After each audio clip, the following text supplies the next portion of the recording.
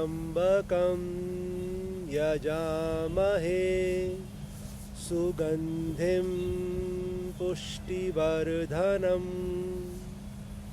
उर्वारुकमिव बन्धना मृत्योर्मोक्षीय मामृतात्। ओम नमः शिवाय, ओम नमः शिवाय। हर हर महादेव। भगवान शिव, भगवान शंकर है तो एक ही भगवान, रूप दो अलग अलग। भगवान शिव आंखें बंद हैं, योग मुद्रा में हैं, आदि योगी हैं। हजारों साल लग गए सप्तऋषियों को भगवान शिव से 108 योग मुद्राएं सीखने में, क्योंकि भगवान आंखें बंद करके योग मुद्रा में हैं, आदि योगी। उनके कंठ के आसपास बाबा वासुकी नाग वास करते हैं। भगवान शिव ये दिखाते हैं कि वो है कहाँ पर।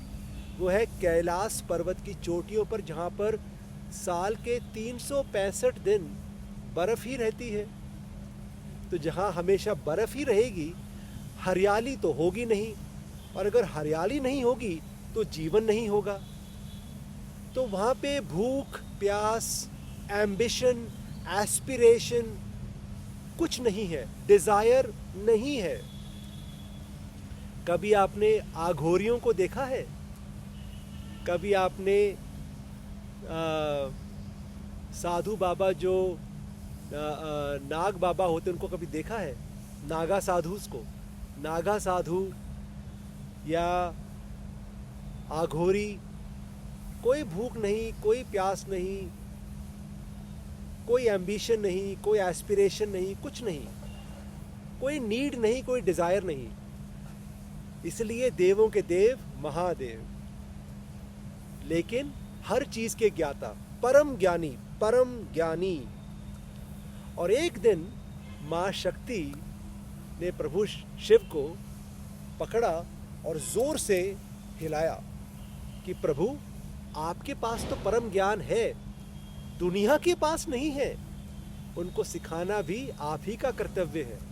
और तब भगवान शिव की आंखें खुली। जब उनकी आंखें खुली तो मां शक्ति उनको कैलाश की चोटियों से नीचे लेकर आई। और जब वो नीचे लेकर आई तो कहाँ लेकर आई? काशी विश्वनाथ। जब काशी विश्वनाथ आते हैं तो भगवान शिव बन जाते हैं भगवान शंकर। और भगवान शंकर की आंखें खुली होती हैं, बंद नहीं होती। वो योग मुद्रा में नहीं होते, वो अपनी फैमिली के साथ होते हैं। उनके साथ में कौन बैठा है? माँ शक्ति खुद बैठी है। और उनकी गोद में कौन है? माँ शक्ति की गोद में कौन है? प्रभु श्री गणेश। और भगवान शंकर के दाईं तरफ कौन है? बाबा कार्तिकेय। और साथ में नंदी बैल, बाबा नंदी बैल हैं, कार्तिकेय के मोर हैं, भगवान गणेश के मूषक हैं, माँ शक्ति का शेर है, पूरा परिवार इकट्ठे है।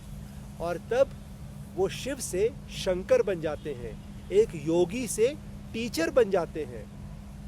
तो अगर आपको टीचिंग लेनी है तो आप भगवान शंकर से लेते हो, क्योंकि वहाँ पर माँ शक्ति का भी वास है। अगर वहाँ माँ शक्ति नहीं है तो वो फिर शिव हो जाते हैं, और वो शिव होके फिर अपनी योग मुद्रा में चले जाते हैं। तो ये फैसला आपको करना है कि आप शिव के फॉलोवर हो या शंकर के उपासक हो। शंकर के उपासक रहोगे तो माँ शक्ति के भी दर्शन रहेंगे, लेकिन अगर शिव को फॉलो करोगे तो उनकी तो आंखें बंद हैं, वो तो योग मुद्रा में है। ना कोई इच्छा है, ना कोई डिजायर है, ना कोई एम्बिशन है, ना कोई नीड है। लेकिन जब माँ शक्ति उनके पास आती हैं, जब आप एक एनर्जी को एक बॉडी में डाल देते हो तो वो बॉडी अवेक हो जाती है। कुछ लोग कहते हैं ना, भाई सुबह सुबह देर से उठे, एक कप चाय पिला दो। या कुछ लोग कहते हैं यार एक कप कॉफ़ी मिलेगी, आँख ही नहीं खुल रही सुबह उठ के। तो ये एक कप कॉफ़ी क्या है? ये एक कप चाय क्या है? ये शक्ति ही तो है, ये एनर्जी तो है। लेकिन वो एनर्जी क्यों चाहिए? ताकि आप जाग जाओ। और जाग के करोगे क्या? फैमिली के कामों में इंगेज करोगे, सोशल कामों में इंगेज करोगे। शंकर भगवान जो हैं ये रूप हैं इंगेज करने के, फैमिली के लिए, सोशल लाइफ के लिए, सोसाइटी के लिए, कम्युनिटी के लिए, अपने जीवन के लिए इंगेज करने के लिए। लेकिन अगर आपको सुबह उठने के बाद चाय की ज़रूरत नहीं पड़ती है, अगर आपको सुबह उठने के बाद कॉफ़ी की ज़रूरत नहीं पड़ती है, तो इसका मतलब ये है कि आप योग मुद्रा में हो, किसी की ज़रूरत ही नहीं है, आंखें अपने आप खुल जाती हैं, कोई डिपेंडेंसी नहीं है क्योंकि कोई इच्छा ही नहीं है। इसलिए अगली बार मेरे प्रभु और मेरी माताओं, ख्याल रखिएगा, फॉलो किसको कर रहे हो, महादेव शिव को या भगवान शंकर को, जो माँ शक्ति के भी साथ है। हर हर महादेव, माँ शक्ति की जय।